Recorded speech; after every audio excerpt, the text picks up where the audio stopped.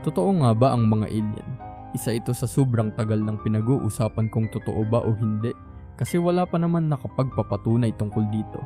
Kaya ngayon yan ang pag-uusapan natin. Marami sa mga tao ang naniniwala sa alien at nakakita na di umano ng UFO or Unidentified Flying Object, at may mga nagsasabi din na hindi ito totoo at gawa-gawa lang na kwento ang tungkol sa mga alien.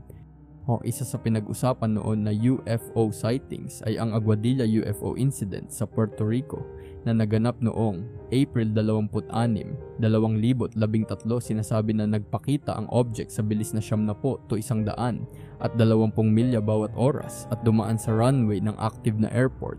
Makikita sa video na tila lumubog ito sa dagat at lumitaw ulit bilang dalawang magkahiwalay na object bago maglaho sa paningin.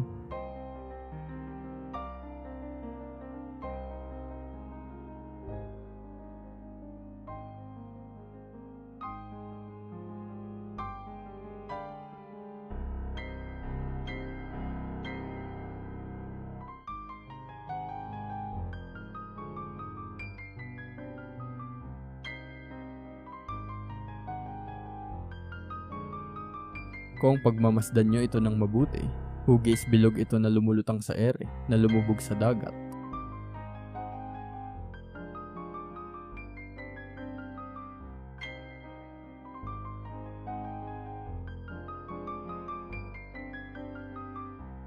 At dalawa na ito pag-ahon sa dagat. Maari nga kaya na totoo talaga ang mga alien? Kung ako ang tatanungin, naniniwala talaga ako na totoo sila, kasi imposible naman na tayo lang ang nabubuhay sa kalawakan. Ikaw kaibigan, naniniwala ka ba sa alien? Mag-iwan ka ng comment kaibigan. Salamat sa panonood hanggang sa muli.